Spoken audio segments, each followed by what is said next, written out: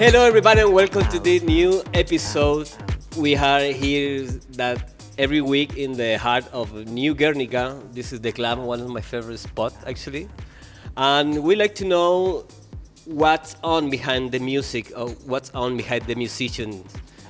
And for that, we're going to dive in the history of Dave. How are you? Hey, how you going, brother? I'm well, thanks. How are you?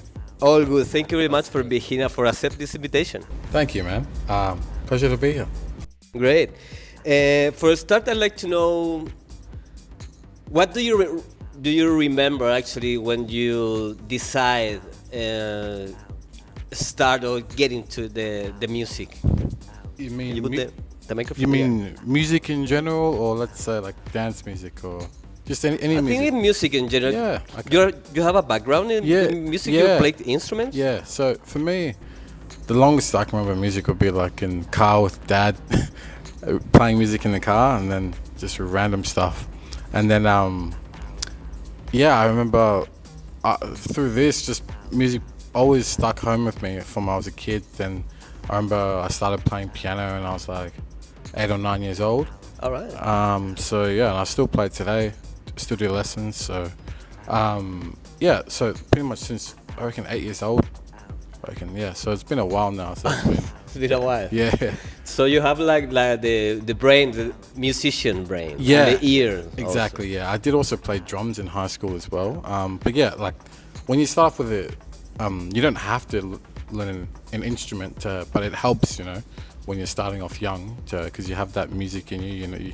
Just like slight things. It's like you can know when things are sounding good, or I mean, you can train that ear, but it helps having an instrument to have like to be like your backbone, as you might say. Yeah, for sure. Because I remember actually when I listen music, you listen to the same song, you like the Yeah. music, you enjoy all the things. But when you start like studying music it's on different. on an instrument, everything changes It's because different, yeah. because when you can hear the same song. Exactly. But now with all this Yeah. knowledge, you can divide all the instruments in your man. head. It's amazing, It's this thing. spot on. It's like when you listen to a song when you're just listening, or then when you actually understand like what's going on, what they're doing here, it's a whole new song. It's a different song. So yeah, I guess that's what I mean. You don't, and that does like it doesn't just come from learning an instrument. You can learn that over time, but like that's the beauty when you understand music. You don't just listen to it like it's just a normal song. It's like it's just a different ball game. Yeah, it's wonderful when how the thing like open your mind. Massively, yeah.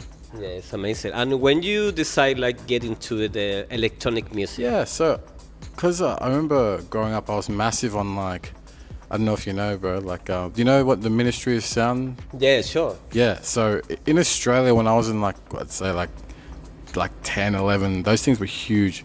So me and my good mates used to buy the CDs every year. The Ministry of Sound. I still remember getting like '06, '07. 2008, all the way up until like 2011. Those are things like as soon as it came out, first day you go get it and you just play it in the car. Amazing. So those are the things that kind of got me into like dance music, and then from then just keep on progressing like different tastes. So yeah, I'd say those Ministry sounds and like classic songs like music sounds better with you. Like those are the first songs that I really heard and was like crazy interested in. Yeah. Yeah, it's amazing, this thing. And then when you start playing like for people here in Melbourne. Yeah. How was in that time? I don't know. How do you feel in this? So I started like dabbling with like electronic music like around I'd say like 2012. Like me and one of my good mates, we bought like this DDJ Ergo, the worst piece of equipment. And I don't know why, but like the real cheap ones are so hard to mix on. So we got one of those, and we used to play at my house with like I think it was linked to virtual DJ, and man, it was so hard. I had no idea how to mix. Then I actually did do you know that competition Your Shot? Yeah. So I did that I think straight out of high school. So I did that back then years ago, and that like helped me to just like start. All right. Just a little bit of knowledge from someone that actually knew what they were doing. And then obviously I already had years of music. I already understood it. So I picked it up so quick. This he helped me a lot. All this background Yeah, actually. yeah. So like I think the yacht training was just like just slight technical issues of how you weigh around the decks, and then once I got that, it was like I was pretty comfortable from the start. Yeah. Amazing. All right. And how do you see Melbourne scene in the night, in the club, actually in electronic music? That's why we are here actually, very focused on. Yeah, well, how do I see Melbourne at the moment? I mean, there's still so much like crazy talent coming out of here at the moment. I mean, it is a saturated field, but I feel like the talent still shines through in the scene. Like I feel like there's so much good talent and there's so much good people getting recognized, but I feel like it is kind of hard coming through. I feel like you hear a lot about because there's so many DJs coming through it. Kind of breaking through at the moment is difficult, but I feel like that's why it's easier to come through if you're focused more so on producing, come through as an artist. Because look, everyone has trying to be a DJ at the moment, so maybe a shift in focus and trying to be like an actual artist can help. But maybe I don't know. Some people just want to be DJs, so. But I feel like there is opportunities there for talent, but it is also getting a lot harder than it used to be. Like when I was coming through, you get frowned upon for being a DJ. It's like, oh, like why do you want to be a DJ? But now DJing's so popular, like everyone wants to become a DJ. So that means more people, there's more competition. But yeah, like it is still in a good place, and the real talented people coming through there's still place for everyone. There's still place for someone who actually wants to do it and puts in the hard yards. There is a place for them in the scene. Yeah, this is the thing. I think Melbourne have niche for everybody. Yeah. You know, and I think to the very high percentage of the people like electronic music into it. Exactly. It's not only one. You can hear everything, you know, because the music is beautiful and you can hear any style. But here, I think like everybody love electronic music. Exactly. Yeah. Electronic music's huge here. I feel like it has been for years. Like I just like watching history of like the different cities and what they're called. And I know I watched a few on YouTube, and like the raves in like the 90s here were huge as well. With like I remember watching a video with Papa Smurf explaining it. So I feel like like massive, like rave music, electronic music is massive here. And to your point before, there is like, I guess there's a sound, like everyone has their own different sound. There is like, and there's different little communities in those different sounds that have like their own little areas, and it's good. Like if you don't like what's mainstream, you can just go to your little, not even little, but you can go to your sound, and there's something there for you in Melbourne. I think that's good. What is really good about our city, like whatever taste you like, there's going to be somewhere playing it somewhere, and you just got to find it. Yeah, it's amazing. And that you said before is here we have a lot of musicians and a lot of music Yeah. and art everywhere. Exactly, So yeah. it's amazing. I think music and art go hand in hand. Like a lot of, Yeah. like the art scene here is really big. Like a lot of cool galleries and Yeah, it's like visual arts too. Yeah, actually, exactly, the yeah. Visuals. Yeah. We connect a lot with the music. exactly. And I think that's what it's designed for anyway. Like being creative, testing out new things, like different environments, tinkering with stuff. You have to have music to go through with that as well. So yeah, and like I said, the city's like so many creative minds here doing some really cool stuff. Yeah. And how do you, when you start make a song on a music, I think not every song have the same path, you know, because you don't every day feel the same thing. Every day is different. So Yeah. when you start like make a music, how do you? What is your first step? Yeah, for and look, this that is very tough. That's a good question, because I think like for me personally, I listen to like every genre under the sun. Like I listen to so many genres. I don't have one specific taste, and that comes through in my DJ sets as well. Like one day I'll be playing another genre, next day I'll be playing something else. So I guess when you're trying to make music as well, you can kind of take different things from different genres. Yeah, first decide what Yeah. genre you want to do. Yeah. But even then, you can kind of blend in different genres. That's amazing. But also like it also helps like you kind of want to be structured, have like an idea of what you want to do when you're going to sit down and produce. Because I mean, if you have a million things going on in your head, you can go too many. Like sometimes it's good to have that, let's say like like not, let's say, what's that word I'm looking for?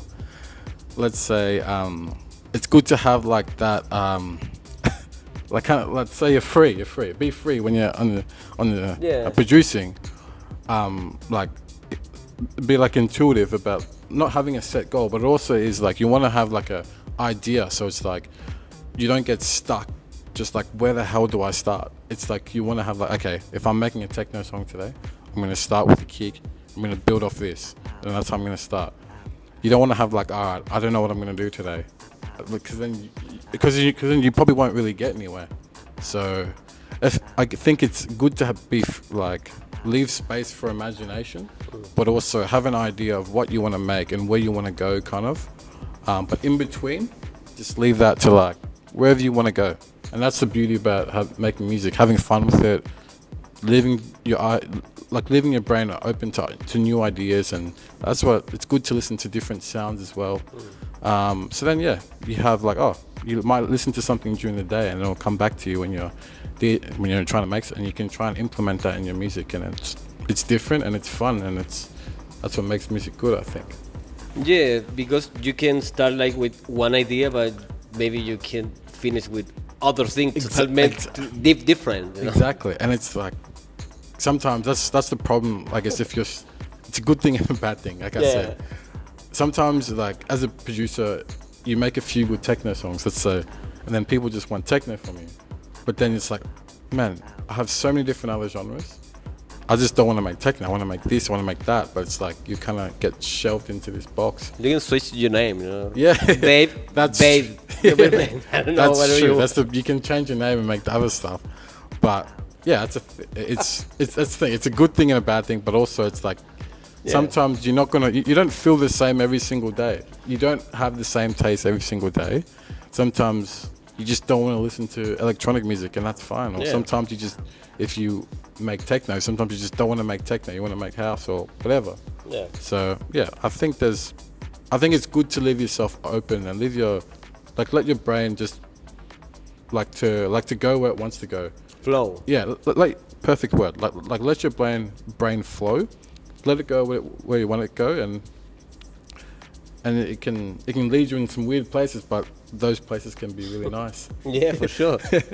What did you plan for your future? I don't know. Me? I don't know. I've been thinking about. I don't know. Like I guess it can be kind of like I felt like I'd say in the last year or so, because I work full time.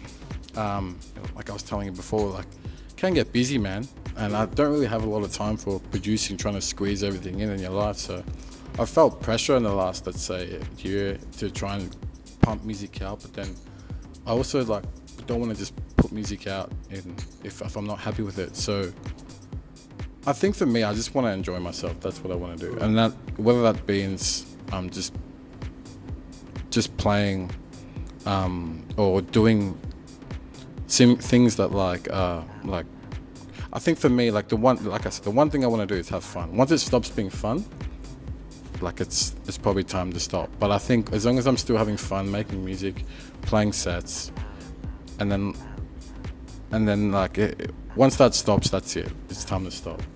Yeah, this feeling is very important actually for creation of creative things, because now this then transform all this passion, all this thing in work. You know, when you don't like to make the work, it's like a Exactly, I get you. Yeah, I get you. Good. And look, that's the thing. Like, I think you have to think about why you started doing it in the first place. I think like when you're in those positions, it's like, okay, you have to go back to why do you do it? Back to roots. Exactly. You go, why do you do it?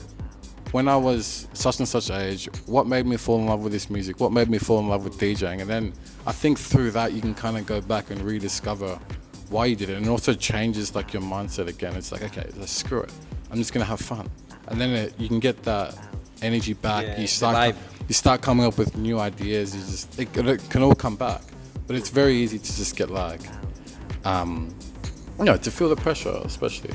But I didn't even think I answered your question. Yeah, for sure. But yeah, to your question, I think for me, I see myself in the future. Maybe I don't know how long I'll continue DJing, or just until until I've still have fun. That's all I can say. This is it. It's a very important thing Yeah. in the life, actually. Exactly. Yeah, I agree totally.